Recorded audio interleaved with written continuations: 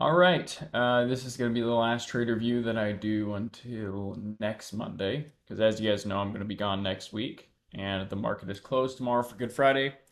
So I traded a lot faster today. I traded a lot more this morning. Still missed a majority of this drop. I did take a personal trade, as you guys know. I did end up entering QQQ puts here, and I sold on this candle pretty a tad early. I thought he has swept low a day, didn't actually. I should have held for like one more candle. But regardless, if I didn't sell there, I would have sold right here, which wouldn't have been a huge difference. But aside from that, every other trade was alerted, and that's what I'm going to talk about. But first, we'll discuss the pre-market analysis because that was important today.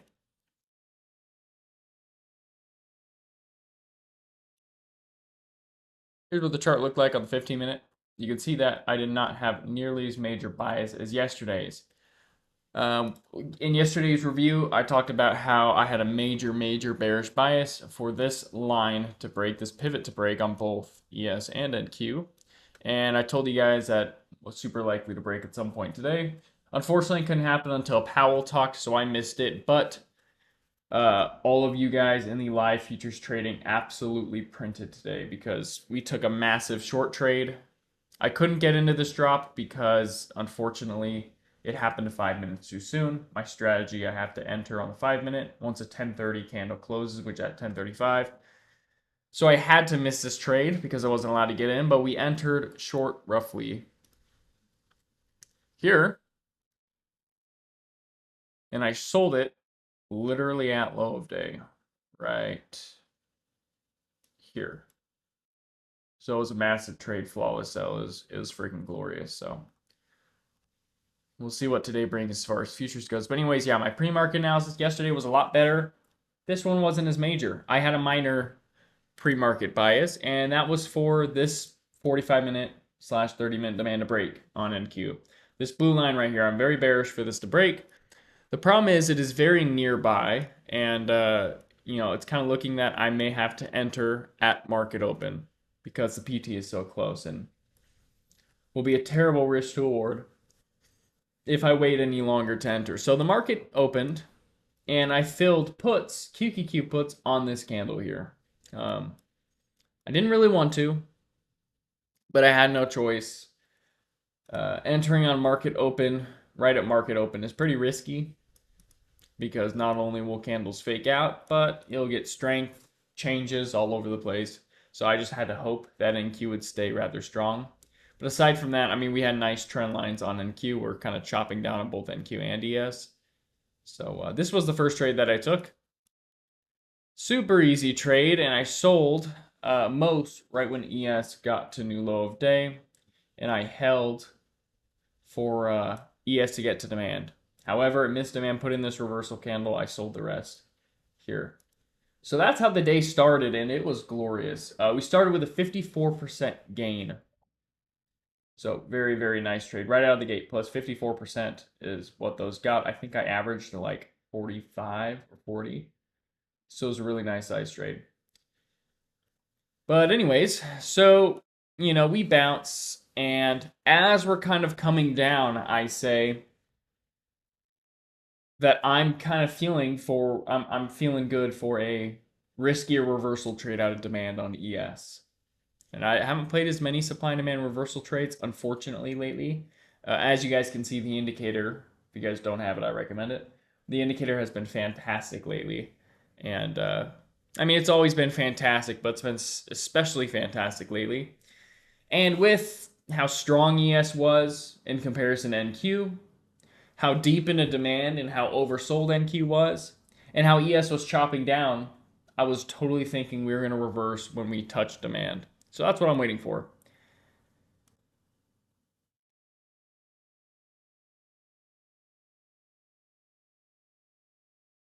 And we touch demand, and I fill right here. However, I only filled half size because I wanted it to touch this major cluster. It barely just kissed the 30-minute demand, which is the weaker one. So I still hopped in, but half size, expecting to average down. Hopped in right here at 2.1 SPX calls. And really, my PT was just kind of right here. It just depends on where it goes.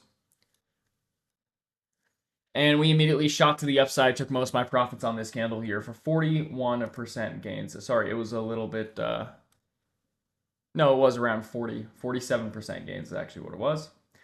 And yeah, I was still fairly bullish, but, it's, we barely hit demand, and I wasn't expecting the bounce because ideally I'm looking for the big break this morning. I'm looking for like this trend line to break to the upside. And we're chopping down quite a bit. So that's what I'm looking for. And I was not expecting uh, just such a small Tesla demand. Unfortunately, I was half size, so I didn't make as much money as I wanted. But I did say um, I'll add to this trade if we consolidate near that trend line. That's the plan, right? So we put in a selling wick here, and I said if this selling wick invalidates, I'll add more SPX calls for the nearest pivot. Aside from that, I'm literally in a single runner. Well, NQ flips extremely weak. Extremely weak here, as you can see. Well, it's been pretty weak, but it's even more weak now. And on this candle, I end up filling and QQQ puts for a scalp, and I did close my last SPX call. So right out of the gate, we get a plus 50% trade on puts, and we get a gorgeous 47% trade on SPX calls. It doesn't look like a 47% trade. A big move didn't happen, but the thing is, I entered literally at the bottom. The calls got to like 2.0 flat, and I filled at 2.1. So it was beautiful. And that's kind of easy to do when, your criteria for entering barely sweeps and then it reverses. I did fill QQQ puts on this candle. By the time the alert got out, the buying wick got put in. So I filled at 75 cents. By the time the alert got sent out, which is literally only like 3 seconds after, it dropped to like 67 cents, 68 cents. So you guys got a much better average there. Just a scalp to low of day, nothing crazy. Boom, there's low of day, took profits. Kept a runner though, because I still wanted to see new low of day on SPX. So I only kept a runner position, which is 2 contracts for me. But I made a nice little 12% scalp. And I end up closing the rest when we bounced here. It was at the start of the next candles when I closed the last bit. I'm like, okay, whatever. If this bounce invalidates on ES, I'm going to hop back into puts and scalp it to demand. I'm feeling very scalpy this morning. Keep in mind, this is my last morning. I'm not trading options on my vacation. This is my last morning trading options until next Monday. So not this coming Monday, but next Monday. So I'm feeling a little bit more scalpy, more energetic. I want to get more trades in. And then we get this beautiful candle, and I fill QQQ calls. Now we have lower lows in demand, a bullish double bottom, and NQ looks to be flipping stronger than ES. Now my PT's roughly up here, but I'm not so much looking at that. My PTs right now are the ES trend line, and then the nearest pivot, which I had marked at the time, which was here, 53.39. I added a little bit more on this candle here as we started invalidating the selling wick. But I did end up kind of taking profits on the next candle because, they made higher highs with the selling wick. So I filled those calls at 66 cents. Immediately, it was pretty much at 24% gains. And then it hit PT, sold most. Again, only kept a runner. But the problem was NQ flipped weak. Okay, so the NQ flipped weak, way weak. And on this candle, I actually sold my last bit because what does ES look like? It looks like a potential inverse head and shoulders. So I'm looking for an ES pullback. There is a chance that NQ just sweeps demand again and it flies up. Keep in mind, I'm expecting this trend line to break to the upside. But I still have very mild bearish sentiment personally because ES barely hit demand. So I'm still thinking I want new low of day at some point. So it's possible that we come all the way back down. But right now, I'm really leaning bullish for this up here. This is a gorgeous descending broadening wedge. As you can see, beautiful chopping down, beautiful trend lines, nice momentum. Terribly bearish volume, by the way, on NQ. That is hardcore reversal volume, which made it easy to cut my runner here.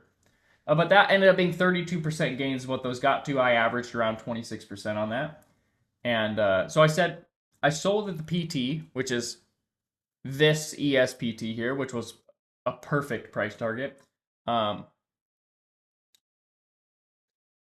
but I'm still bullish.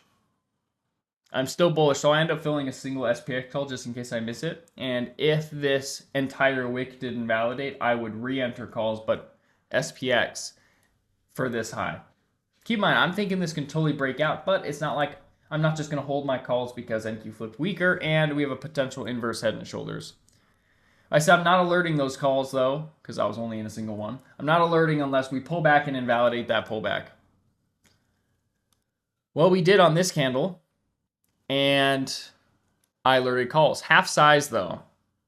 And the reason I alerted calls half size was because this isn't a proper shoulder, right? Yes, we dropped and we invalidated the drop, which was enough to trigger me in. But given the context of this entire chart setup, it's still somewhat likely, maybe like 45% chance, so a fairly high probability that this pulls back, makes a lower low, and then bounces and plays out. And you also got to keep in mind this inverse head and shoulders is sketchy because what do we have? We have higher lows and we have a big fall during the head. If this were a perfect inverse head and shoulders, this bit wouldn't be here. It would just go straight up, in which case I'll be a lot heavier on the shoulder. I wouldn't need to go half size and it would be a lot nicer. But anyways, I'm bullish, so I'm half size and I say I can only average down if we sweep a lower low, and I will average down the second we do make a lower low because you also have to understand NQ would be in double demand and these demands are heavy. Or I will average up if this selling wick invalidates. So roughly up here, if we get a candle close roughly up there, I'm going to average up for this high. We got a crazy buying wick. Call started chopping, which was a little bit suspicious. I almost added here, but then right when I was going to, it pulled back and formed a big selling wick, so that was easy to wait. And then on this candle, I reminded myself and everyone else that I cannot add unless we make a lower low. And I was concerned that I would miss my opportunity because NQ made a lower low in demand. But we end up making a lower low on this next candle. I filled right when it made the lower low. And keep in mind, I'm already bullish. Like, NQ's already in demand. ES is a lot stronger than NQ. And NQ has a beautiful trend line to break to the upside. I mean, the potential for NQ to run is looking really good. So I fill. And it's a gorgeous fill. I entered initially at 2.7. I filled that average down at 2.25. I think they only dropped to like 2.15 or 2.2. So perfect fill once again, which is pure luck. And that dropped my average to, I think, just below 250. So I'm like, okay, the problem was this isn't an inverse head and shoulders anymore on NQ. So as much as I want this beautiful trend line to break to the upside on NQ, this is not an inverse head and shoulders anymore. We practically invalidated the entire bounce on this. So now it's becoming a very fractal setup. It's not looking as good. So I decided to trim on this candle at 2.7 in profit for something near 10% gains. Like, all right, whatever happens to the rest happens to the rest. It was a free average down. And keep in mind, the calls were starting to chop. Well, this crazy candle happened, and I'm like, okay, that is not good. Look at the volume. That is not good. That is not what I want. I think NQ is going to go for low of day. And right at the start of the next candle, I end up cutting the second half of this trade early. And I actually got a good fill. I got a fill at 2.45. This candle wasn't red like this the whole time. Most of the candle, it was a fairly small red candle. And then in the last like 20 seconds, it kind of shot down.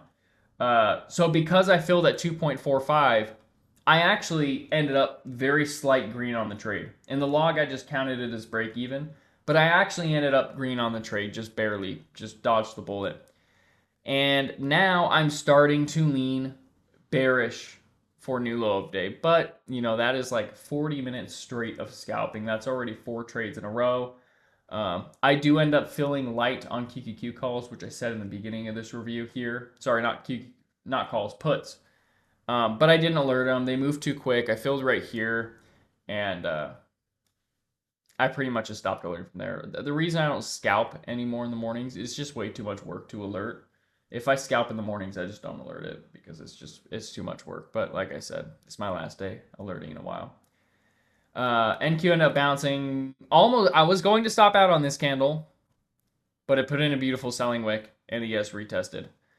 And yeah, honestly, I really should have held for ES low. I sold on this candle here, but I wasn't really paying attention so much to ES, which I should have been.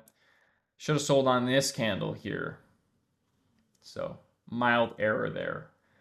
But that trade literally only ended up being like 10% because this bounce chopped my contracts a ton. So it was a nice trade. It did drop a decent amount. It dropped a lot more after I sold. Um, but it was only like 10% for me. And I didn't add it in the recap because I didn't actually alert it like formally. But yeah, that was my morning. Pretty good morning. 5 trades. One I counted it as break even though it was slightly green, and then 4 greens in a row. 2 big trades in a row right out of the beginning, and then a couple of scalps. So really, really good morning. Very action packed. Supply and demand was beautiful. A good mix of analysis, right? I'm lucky that this pivot at least swept. If this pivot didn't sweep, then it would have been a very small green day. But we got beautiful supply rejections, beautiful demand bounces. This very nice pivot sweep here. Even though I didn't get the trend break that I want, and it still should happen at some point. Oh, just tested it again, actually. Oh my gosh, ES is wow. ES is a lot stronger than NQ. This just happened, like as I'm talking. I don't know what just happened in the market, but yeah, now I'm bullish. I am pretty damn bullish for this blue line here at 53.42 on ES. But honestly, if it gets there, it's probably at least going to get this next one. I don't know if it's going to be able to get high enough to get this one. I'm thinking it may do something like this here, maybe drop and then go up. I'm thinking it's not just going to squeeze right through this. But yeah, hopefully, if you are trading, you get a nice pullback here. Nice inverse head and shoulders. And then you can take it. That is a glorious trade. I'm actually getting FOMO watching this very mildly. But I already closed Thinkorswim, so I will not be trading this unless somehow, some way, the market can chop sideways or go back down for the next 2 hours, so that by 10:30 I can take my futures trade long to these highs. That would be a blessing. But otherwise, yeah, it's we get it. If this pullback, continues doing its thing and it invalidates, this looks like a great trade at the minimum to 53.42. But with that being said, does anyone have any questions regarding anything that I just said or reviewed? Any of the trades that I made? Anything like that? Nope, nothing. All right, sweet. So I will let you guys go. We have study session at market close. We have live futures trading later today in premium. Probably not going to be nearly as good as yesterday's. Yesterday was absolutely legendary, but we'll do my best, and hopefully the market is nice. And yeah, if you guys need anything, feel free to reach out. And like I said, I'm going to be gone next week, but when I come back, we are doing a lot of big updates to premium and stuff I'm very excited for. Just kind of restructuring the funnel, if you will, the path to success. When you join premium, it can be a little overwhelming. There's a lot of education, there's a lot of content, there's alerts, all that stuff. And we're going to set up a system to refine all of that. But all right, I'll let you guys go. I'll also let you guys know when this recording is posted. And like I said, if you guys need anything, feel free to reach out. Otherwise, good luck if you guys continue trading, and I'll see you guys later.